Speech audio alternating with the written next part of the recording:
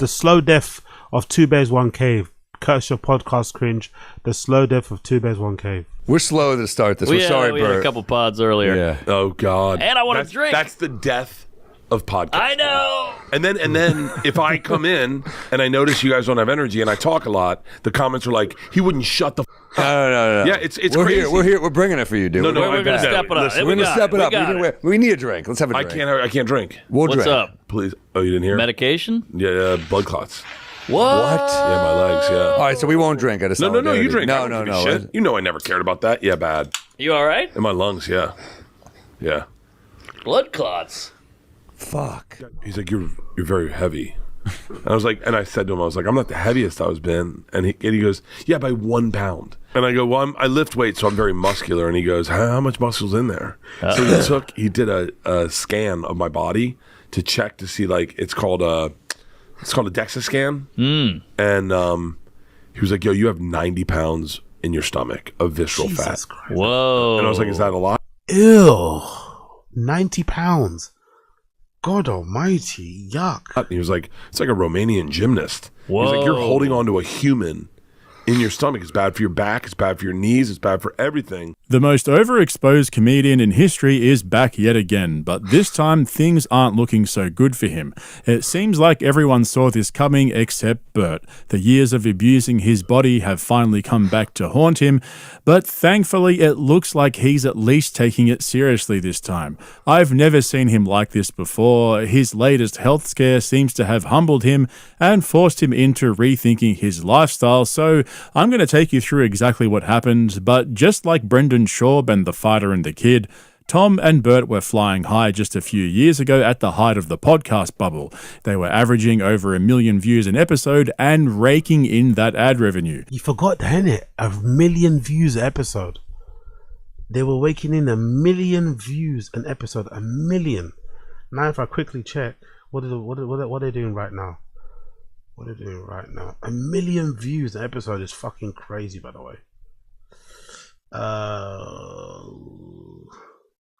The latest episode, which is episode what number is that? I don't know what number it is, but it says The End of Humanity is the last episode they uploaded. It's got 164,000. So they're getting 10% of what they used to get views. Jesus Christ, what a drop. Tom expanded his network, introduced new shows and brought in new talent, only to be forced to shut them down due to poor ratings. Even Tom and Christina's flagship show, Your Mom's House, has suffered a massive decline in popularity. And then, of course, there's Two Bears, One Cave. This is the show that peaked 5 years ago when Tom discovered Bert was drinking a gallon of Kool-Aid a day. Fast forward to 2026 and they've basically just given up. There hasn't even been a Two Bears episode posted for the last 2 weeks, and they haven't bothered to give us an explanation. However, the last time we heard from them, Bert did mention this. There's this thing I recognize in people that I identify with, and it's the need to be seen. And mine's shallow. I get on stage to do it. I want to be seen. I want to be heard. I do podcasts because I want to be seen. My goal in this year is to be less seen. I think I wanted to be seen so much that I got kind of annoying to people. It's like I was everywhere. And like people would go like, you're the TikTok guy? And I'm like, no. Like, you're all over my TikTok. And I was like, I don't think I am. And they're like, yeah, you are. Following this revelation from Bert, his new Netflix show dropped and he's been more overexposed than ever. He's doing a guest appearance basically every other day, from comedy podcasts to late night TV. Yet somehow he thought... I even saw him on some woman's channel that had like 200 views. He's everywhere, bro. He's doing so much press for this Netflix show. So much. Dropping Two Bears, One Cave for a couple of weeks would solve his overexposure problem. By the way, if you want to see my full breakdown and review, as well as Bert's health issues in a moment, but let's turn to Tom for a moment because he's got his own battles he's dealing with right now. First and foremost being that he lost the funny. Those of you who have been following me for a while will know that Tom used to be one of my favorite comedians. I've seen him live a few times and followed everything he did up until he got humbled by the hardwood flooring in a gym and broke his funny bone. Humbled by the hardwood flooring of a gym is hilarious. I've covered his transition from comedy to film and television in a lot of detail, but now that he dropped his latest Netflix comedy special, the writing is on the wall for him. Teacher has the lowest IMDb rating of all his 6 specials, and the reviews are scathing. More like listening to your colleagues at lunch. What always happens after you hit it big. Disappointing. I was just saying in my last Patreon video that I didn't even finish it myself. It was so fucking boring, so I stopped it halfway through. It was so bad I didn't even bother reviewing it. And it's Jesus not that Christ. Tom's super hacky these days like all his buddies are. He's just not that interesting anymore. He's got so many things going on in his life, various business ventures and commitments, that he doesn't feel like the relatable comic he used to be. I think he's just lost a bit of that spark. And most of it has come down to, most of it I think is because he just changed as a person. He became the person he kind of hated, and he can't reverse it, you know? It just is what it is. It's almost like Rogan. Rogan was never funny, but I think in Tom Segura's case, he was funny at one point, but he was probably funny because he hated himself, you know, to a certain extent. He hated what he looked like, he hated his financial position, he probably hated his career prospects at that point. So that's probably where the funny came out of it, because it was a self-deprecating, almost like I don't give a fuck energy that was going on. But now that he's got all these things he's doing that he enjoys, he's changed the way he looks and stuff. He's ascended really, you know, in entertainment, and now he also has I think he's always had that superiority complex anyway. But now that he's achieved some things, he definitely has helped to, you know, bolster his superiority complex. And he has this thing where he looks down on his audience. So that doesn't make for a good comedy. That doesn't make for fun times, you know, when you're in the back of your head, you know, you're thinking loads of really bad things about your audience, about your fans and stuff. So yeah, it's kind of a shame, because remember in the beginning, he was one of the people that people used to say, oh, he's one of Rogan's friends that is funny. In the beginning, when he was fat, back in the day, he was one of those comedians that people would always say, I have all Rogan's friends, Tom's funny, Ari's funny, and that's it. Before Shane and that Pop were around, he was always referred to as one of the rare funny ones in Rogan's crew. And now he's like, you know, awful. Even just a few years ago. But even with all that stuff going on in his life, like we saw in my last video over on my Bites channel, Tom's throwing in the towel on the high life. He's down. Yeah, big up Warren. That's the point I was making, mate. Yeah, he was self-deprecating before the accident. That's because that's where he's fat. That's what I'm saying. I think he hated himself way more before the accident when he was fat, which is probably what made him funny. That whole self-deprecating, hating yourself, truly hating yourself type of comedy. But once he got himself right and fit and improved himself and fixed the things that he didn't like about himself, plus added to it his superiority complex, made him feel like, oh, if I can do it, why can't you motherfuckers do it? So he has that thing of like looking down on his fans and his audience. And then look, remember how he snapped when that person sent a DM about, oh, stop talking about your watches and stuff, and he started calling everybody poor and stuff, and you know what I mean? That was like a random throwaway comment that he probably didn't even need to respond to, but he took it very personally, because deep down he's probably always felt like he's better than his audience, better than the people that come watch him. So, you know, it's a shame, really. It's a fucking shame, because Your Mum's House OG was fucking great, and he was also really funny. Sizing, decluttering, and selling all the shit he's acquired over the years because, as he put it, having so much stuff is making him anxious and it doesn't feel fun anymore. So now he's checked out of comedy, not even bothering to show up for Two Bears One Cave, and he's also liquidating his assets. Who could have seen this one coming, huh? Unfortunately though, for Bert, things are getting a little bit more serious. Guys, I'm saving it for Rogan. So Is that from drinking or no? It's from passing out on a plane. Passing out on a plane with your leg like this. what? Yeah, it's like just inactivity on a plane. I flew back and forth from LA to the East Coast probably about 5 times from December 18th to New Year's Eve. The last flight I had from New York to do Kelly Clarkson, man, on the plane I was like, God damn it, my fucking leg hurts. And it had been hurting for like a week, 2 weeks, over in different locations. Leanne's like, I'm taking you to the emergency room. And you know when you go, usually you're like, I'm fine. And I was like, I want to go to the emergency room. And I went in and I told them, I said, I think I have a blood clot. And they're like, you don't have a blood clot. You don't have any of the markers are, you're very overweight. Like I'm overweight, but I'm not you got to be very overweight, totally inactive. Like those are the markers for blood clots usually. She's like, you seem fairly active, and she goes, I think it's. What's with these copes? Why can't they just tell? Like, what's with the doctors? What's with the health system in America? What's with this inability? Do you think he's just retelling the story differently? Like, why don't they just tell him matter of factly, you're a fat fuck, you're also a fucking functioning alcoholic.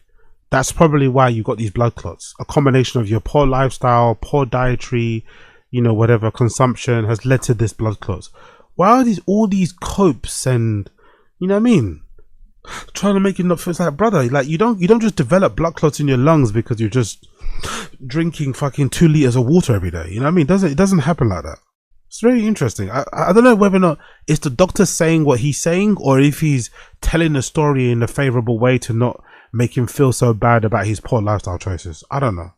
Your sciatic nerve, which I do have a sciatic problem. And then is that back? Like right here. Got it it. shoots down your leg. Yeah, it's horrible. Okay. And I told her, I said, but it's been traveling. It was in my foot. It was on the outside of my foot. It was in my calf. It was on the Big up Billy. Why would the doctors downplay it then? If this is a case, if you do think it's the doctors downplaying it, why would the doctor downplay it? What's the financial benefit of that? If they downplay it, do they feel like you're going to come back? If they tell you it's really bad, is there a suggestion that they might scare you away and you might not go back to the hospital, might not pay for more money? I don't know. It's such a weird thing. I always imagined like doctors would be upfront regardless, tell you what exactly your options are so you can make an informed decision on your life and shit. Weird. outside of my calf. It was all over it's my like leg. you. It's torn like a motherfucker, dude. I was crazy pain. She comes back. They do a ultrasound, and she's like, okay. Big up Tajin Senior. Big up Tajin Senior and Billy. So the healthcare system want you on prescription and charging insurance. Okay, cool. There you go. That's the answer. Then it's a combination of those two answers. Big up you two. Big up Wild Fan, brother. I have never had a combo with Doctor like Bert or Bubba or even Clint for that matter. Big up Wild Fan. She's like, you have a significant blood clot in behind your knee. She goes, I didn't see that. She goes, we got to see if they're in your lungs. And then took me in, and then they're like, they're in your lungs. Bert not thinking he's obese with 90 pounds of visceral fat is absolutely crazy. The guy is on blood pressure, cholesterol, diabetes, and now blood thinner meds, and he's acting all confused as to how this all happened. And I'm not here to shit on Bert while he's down.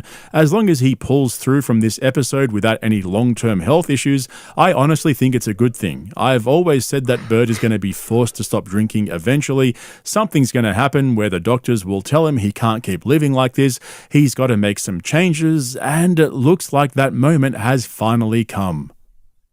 Wow, this is crazy. Bert on no drinking. Damn. She said to me, I'm not gonna lie, I didn't think this would happen. I wasn't confident that he would quit even a health scare. The way he speaks about drinking, the love, like that story. Remember the famous story that he says, like, what was that called again? Bert loves drinking. What was that story? Is this one? Bert loves booze. Yeah, this is the one, right? You love to booze, don't you? You love to drink. I do. You booze till you snooze. Dude, let me tell you something. I will never quit drinking. Yeah. I will never quit drinking. I will always make sure that I can keep my body healthy enough so that I can always drink. I love seeing a sunrise with a cocktail, seeing a sunset with a cocktail, having friends walk into your house with a bottle of wine, getting on a plane. Can I get you something? Double Jack on the rocks. Lots of rocks.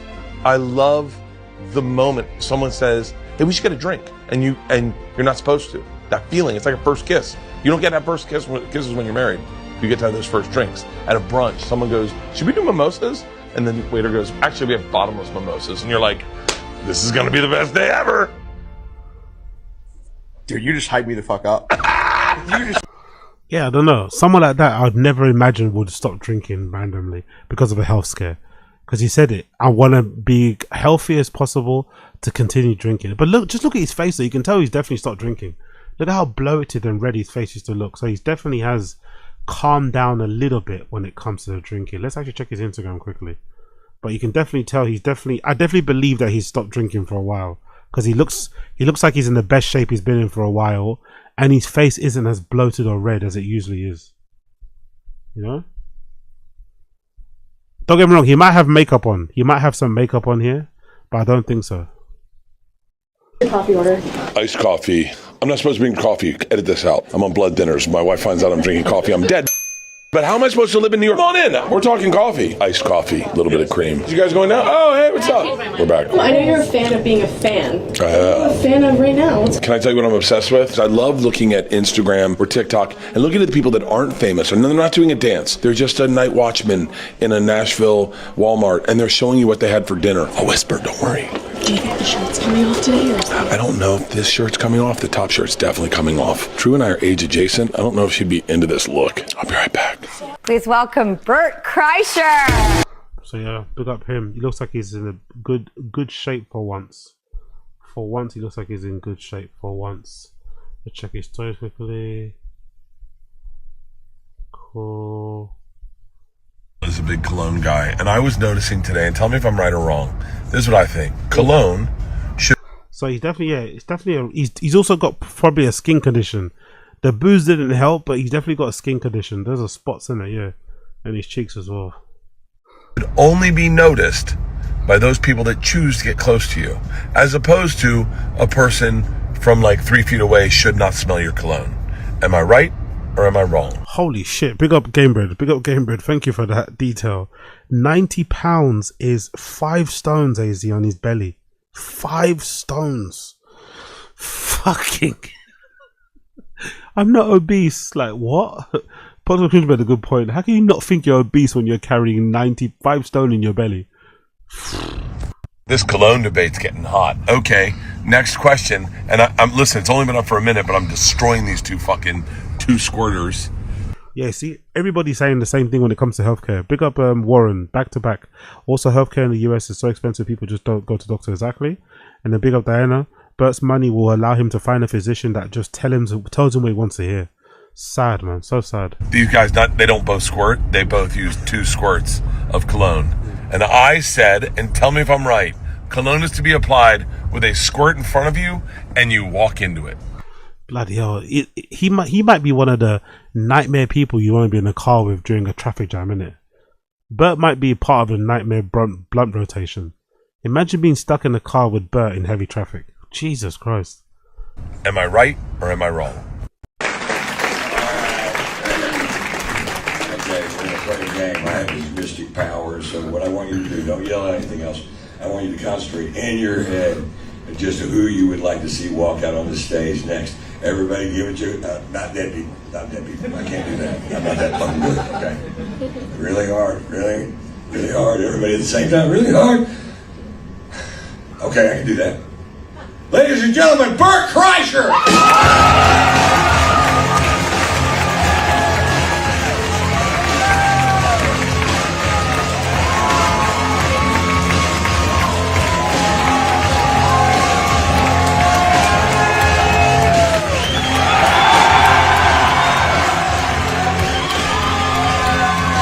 Doesn't look as swollen, innit? Bay doesn't look as swollen as well. Doesn't look as swollen, but still the same old shit. What's up, guys? Still the same old shit. Let's get back to podcast cringe. I mean, I'll tell you the number. She goes, you're going to be on blood thinners. And she was like, and this is, she like, it got really serious real quick. Because I even posted like a poll on Instagram because everyone thought it was a cramp. It was like, and I was like, guys, am I a hypochondriac or do you think I have a blood clot? And everyone, 95% hypochondriac. God, that would suck if that was your last post. Oh, God. Is this a tumor? That was his last story. Do you know what Leanne said to me in the hospital room? Because then I get diagnosed with a blood clot and it gets super serious real quick. Then they find them in my lungs and it gets wildly quick. And my blood pressure's through the roof. They come in, they're like, yo, we're going to put you on blood thinners. It's really serious. You need to take this very serious. You need to be on blood thinners. And I was like, for how long? And she goes, 6 months. Jesus. And I go, So you're sober for 6 months? Yeah. Oh, my God. Dude, you're going to get ripped. Yeah. I mean, I guess. I got a second opinion. Yeah. Because I was like, hold on. So then I call my... No, take this seriously. I call my cardiologist. What? Hold on. Let's get Dr. I call my Oz in cardiologist and I go, yo, so I'm on blood thinners. And he goes, I think you should be on blood thinners for the rest of your life. I mean, it's not bad, but like a mild blood thinner. And I was like, but wait, can I drink on them? And he was like, listen, I can't, like, It doesn't really affect. I can't say there's any correlation between your blood clots, blood thinners, and alcohol. Jesus Christ, man. What type of doctor is talking to you? What type of doctor is saying this? Oh my God, the American healthcare system. Even if you have money, you have a doctor telling you, hey, I can't tell. Like, what?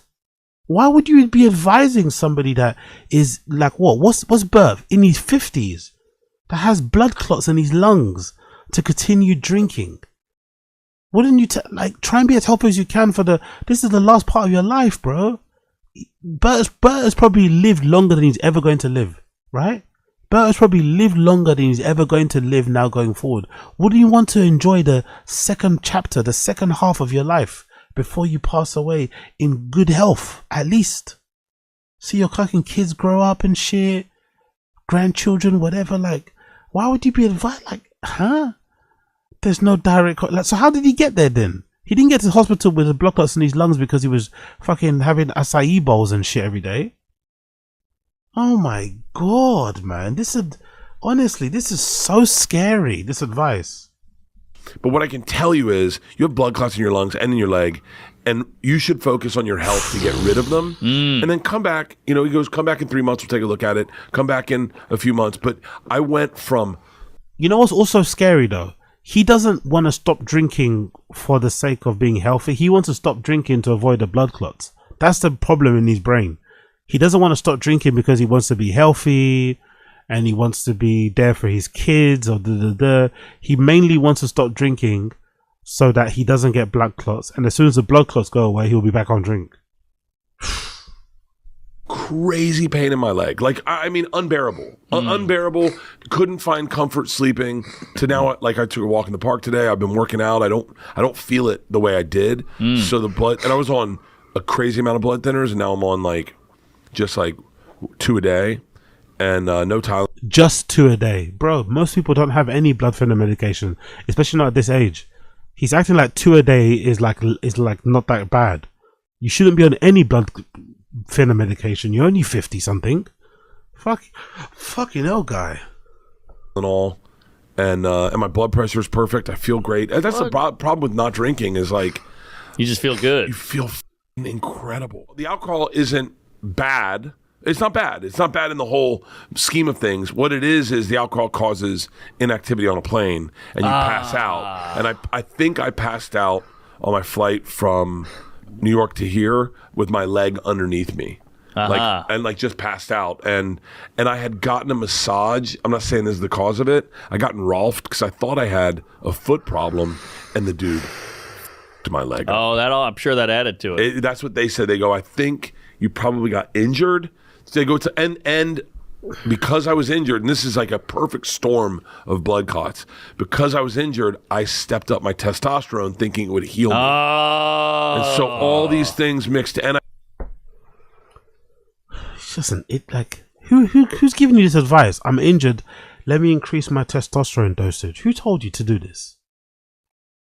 I had COVID 11 times and I had 4 vaccinations, and you can't be sitting on it. You gotta George Floyd that calf. I said he got COVID 11. How many times? What did he say? Healed me. And so all these things mixed, and I had COVID 11 times and I had 4 vaccinations, and you can't be sitting on it. You gotta George Floyd that calf. By the way, perfect storm of blood clots. That's Clooney's next movie. Working on it.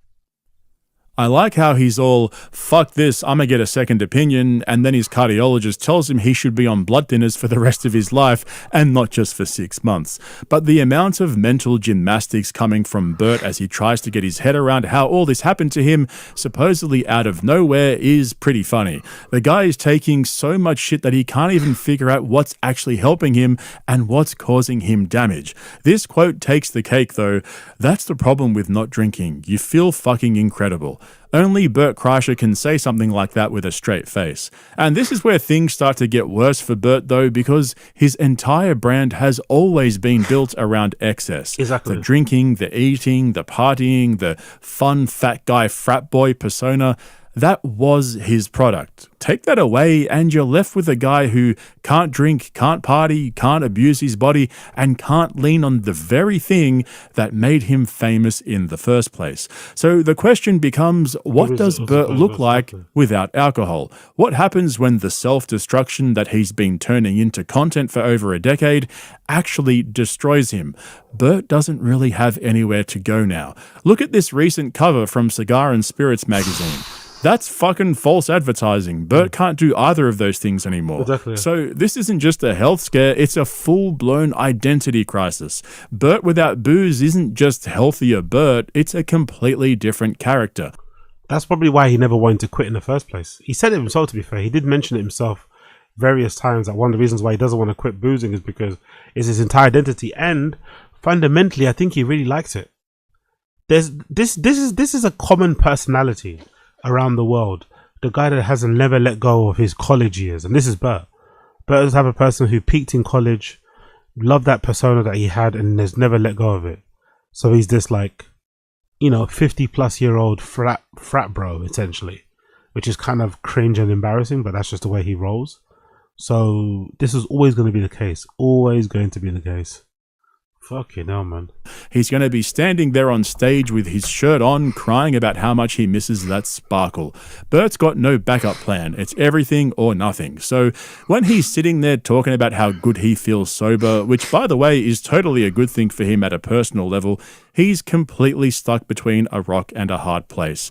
That's why this moment feels different from all the other Bert's gotta slow down conversations we've seen his friends try and have with him over the past few years. Now he doesn't have a choice. He's got to completely switch it off, and something's got to give. Santino and I got after it. When? Last night? Last night. We got f***ing lit up. And then how many podcasts have you done today? We had Adam Ray on earlier. And a lot of energy. Yeah. A lot of back and forth, a lot of zingers. He was great. Get ready for a snooze fest, everybody. Bert Kreischer's here. Well, here's the question. He's not doing Dr. Phil. You're not drinking. Are you worried that's going to change you, your act, your brand? Your whole show is about being a party animal. No. You not worried? No, it's going to be fine. Come on. No, but no one knows that I'm drinking on or not drinking on The stage. show is called Fully Loaded. I mean, you're there. That's an interesting answer, isn't it? That's an interesting answer. Basically, what he's trying to say, it doesn't matter. I'll lie anyway. Because I always lie. That's an interesting answer, isn't it? Mark Norman's like, yeah, it's not going to damage your brand. You're the fun part. It's like, no, of course, I'll just lie. So basically, I'm just going to lie. He's going to be the type of person that's going to pretend to have a beer on stage and it's like fucking apple cider or something, you know? Or apple juice in general. He's going to be one of the type of people. He's going to pretend it's wine when it's a fucking a Ribena drink, a blackcurrant drink. For sure, he's going to do that. He's just going to lie. He's just going to lie. Everything's boozy. No, my tour is called Permission to Party. Okay. Yeah, but no, I don't think. I mean, that's like tour called Permission to Party, but you can't party. Interesting. The old thing, like if you lose weight, are you still funny? Good point. Like when I'm on stage, I'm sober. I'm doing the show sober. I perform sober. Yeah, right. I drink at the end towards the machine story because it's my night. So you're not sober then. You see how he talks? Like, it's an interesting way of rationalizing things, isn't it? I perform sober. I'm always sober, but I drink towards the end when I tell the machine story. So you're not sober. What are you talking about? I'm done. For me, I just go, and that's in your bones. It's autopilot for you, right? It's like when I'm drinking, telling the machine, it's like I just go a little longer with it and I f around with the story. That's just to make the machine fun for me. But for the most part, I go up with coffee and I do a coffee mix of coffee and protein shake. And big up, the cigars and Spirit magazine. Couldn't think of a more boomer thing. Exactly. Bert's belly has hypertension, high triglycerides and cholesterol and diabetes. Yeah, for sure, Diana. But he's not obese. He's not obese. Remember that, my dear. He's not obese. 90 pounds in his belly, but he's not obese. Blood pressure's perfect. That's why he's, even as a blood thinner medication, his blood pressure's perfect according to him. Oh, big up Warren and Stream Chat 2. I see you. People buy tickets to his shows is what gets me. I kind of get it though. He's not for me. Obviously, he's aggressively unfunny. I don't find him funny at all. I'm sure some people in the stream chat don't find him funny at all too. But don't you understand why people will be into Bert? Just in terms of a fun experience. Like a guy that's just on their stage is like a guy's on stage just being a fucking drunk. You know, the same way how some of us would enjoy the company of the local drunk in our bar or pub, local bar or pub. Some people get turned off by it, right? There are some people who, when they go to a bar and pub and there's a local guy in there who's too drunk and he's shouting, making noise and stuff, they just leave. They either move seats or they leave. There are some people who like it and they'll buy the guy drinks. I think Bert's fans are those type of people. If they see a local drunk in the bar, they'll buy him drinks, they'll sit down and listen to his stories, they think it's fun, they love the novelty of it. So I'm not surprised people buy tickets to his show. And there are some people who just probably think he's funny. You know, that's how fucking subjective fucking comedy is, you know? I've always done that. I'm worried about you. Don't. I mean, listen, I think I'd be dead by now. That's a good point. I'm glad I partied with Bert. We went to Ireland. We went all over the UK. We went saying it like I'm dead. Well, you came to my bachelor party. We had a great time. We've lived with the fully loaded, the bus tour. I'm glad I got it all in because it's R.I.P. for the old BERT. You're gonna have to throw up an "I will remember you" graphic here. The memoriam of the fully loaded days. I'm past. It's over. I asked her if I could have cigars, and she was like, "You have blood clots in your lungs," and I was like, "Weed?" She goes, "What are we doing here?" Yeah. And then I was like, "Well, what can I be by a campfire?" You might become a candy guy, dude. No, I'm on. I mean, let's take it to the next level, everybody. I'm on Manjaro, so I'm on a terazeptide, so I don't eat at all. Like I don't eat. So he's on Ozempic. Okay, so that trains the weight loss. He's on Ozempic. He's on blood thinners. He's on everything, isn't it? I feel sick if I eat. So I barely eat. All I'm eating is fish because it's what I'm supposed to eat. So what's the vice? You got to have a take the edge off. Well, we're trying to find that out, Mark. The outfits, I guess. This is some way to get. Yeah, this is the advice. I mean, it was going to be like, I said to myself this year, I'm not going to buy anything. Like, I'm going to try not to buy anything. So I spent last year just buying shit. What's the crazy thing you bought? I've been to his house. It's like a. I was at your old house. I haven't seen the new one. Oh yeah, the new one's stupid. This is where Bert's delusions kick in again. He genuinely seems to think that he can just swap out the excessive lifestyle, keep everything else exactly the same, and somehow the whole machine will keep running. Like he can just stop drinking, stop partying, stop abusing his body, and still be the same guy on stage, taking his shirt off, telling the same fucking stories, yelling the same punchlines. That's not how it works. The excess was the product. Bert's fans went to see him to let loose and have a good time. Yeah, exactly. Look at them. Yeah, true. Very, very Bert looking like fans. They enabled him and he enabled them. And even his buddies seem to know it. You can hear it in the way they talk to him now. The tone has already shifted. Mark and Sam are like, it's all over, but we had a good time. So anyway, what else is happening?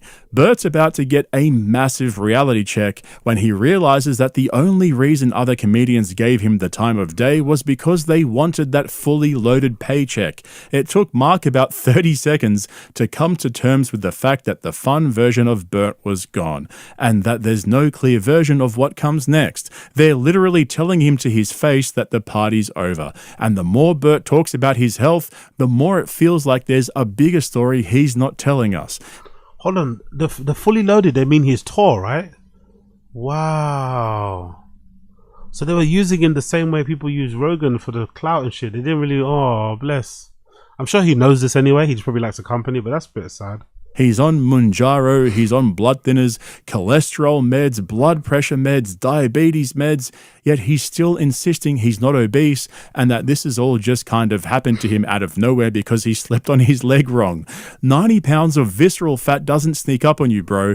I don't know, it just sounds like there's a lot more going on there that he's not talking about. And then there's the money stuff, because suddenly both Tom and Bert are talking about slowing down their spending, downsizing, selling stuff, cutting back. That's not a coincidence. That sounds sus as fuck. We all know the podcast bubble is deflating, ad revenue is drying up, views are dropping, sponsors are tightening their belts, and shows are quietly disappearing with no explanation. When the money's flowing, nobody talks about simplifying their life. So when you zoom out, this isn't just about Bert's health or Tom losing the funny or two bears quietly disappearing. It's all part of the same collapse. The excess caught up to Bert physically, the overexposure caught up to them creatively, and the slowdown in podcast money is catching up to them financially. This time, something actually has to change, and Tom and Bert's whole ecosystem isn't really set up for that. The blood clot would have been an okay way to die. Now, what if No, your next... don't. No. You don't want to die. You don't want to Christ, die Bert. from like an easy joke. You know, like if my liver fails and it's like, oh, I'm f***ed. Right. You know, if I get a DUI and get in a car accident, come on. Yeah. Like, you want to get attacked by a shark, Dude. Yeah. But what if your next special is amazing because you didn't drink? Then you can't go back. Yeah, I can. I can do whatever I want. All right. I don't know where these rules are coming from, you Mark. Well, I'm just saying. See what I mean? You see what I mean? It's not gonna last. It's not gonna last. It's not gonna last. He's fucking hating not being able to drink. I wonder if also the not being able to drink thing is an Ozempic thing, isn't it? Remember, that's how Brendan famously quit drinking. I wonder if the not drinking is a byproduct or is a consequence of taking Ozempic, but it also coincides with the blood clot thing. So it's like a double whammy. Like he wants to drink, but he can't physically drink. So once the blood clot thing is done and he can take himself off Ozempic, especially for this press run, maybe he's taking Ozempic for the press run to look good on camera. I don't know. Then he's gonna get back on it, but for sure he's gonna get back on it. You're gonna see a biblically fat version of Bert in a few months. He's gonna go crazy once this press run and promo tour for the Netflix show is done, and he feels like he's in a good space with the fucking blood clots and shit. He's gonna put on so much fat again. He's gonna explode for sure. He's dying to get fucked up. Then you're like, oh, Mark's like, Bert's dead. He's gone to us. I'm not drinking until my blood clot goes away. I'm still in shock. It's like, when have you weird. ever known me to lose weight and keep it off, or stop drinking and never? That's a I mean, good point. I am a f***ing gain it back kind of guy. That's a good point, but it's like seeing Carrot Top without the prop. Would people show up if I didn't take my shirt off? They would. Yeah, they would. They would. You know, and they'd be like, "Why is his shirt on?" There would be 80% of the room that's going like, "Is he gonna take it off?" Yeah, that's true. Now that's my fear. What? No booze, 6 months. Manjaro, testosterone, And you come ripped? And I love working out. Sure. So you're just going to be a ripped guy without a shirt? Can I tell you? That's no good. Yeah, Bert's delusional if he thinks this is just a small speed bump. This is a full-blown stop sign. And I love how Mark's just telling him straight. Bert's sitting there opening up to them and sharing all of this personal information. And Mark's like, fuck, what are you going to do? It's not going to work anymore. Also, I don't know if you caught it earlier, but just like I said in my last video, Bert's going to be on Rogan soon. It'll probably come out this week, which is longer than I thought it would take. I would have thought they'd try and get it out last week when Free Bert actually dropped, but it sounds like Rogan was too busy to slot Bert in. So it's going to be interesting to hear what Joe says about all of this. You just know Bert's going to go on there and tell Joe all about his health issues. I mean, Rogan's openly stated that he started Sober October to help Bert stop drinking, but then had to cancel it because Bert got too annoying. And look where we are now. So yeah, let's see how it plays out. But yeah, Bert's looking like he's in a good place shape wise, but he's also sounds like he really wants a drink. So it's not going to end well for him. It's not going to end well for him anytime soon.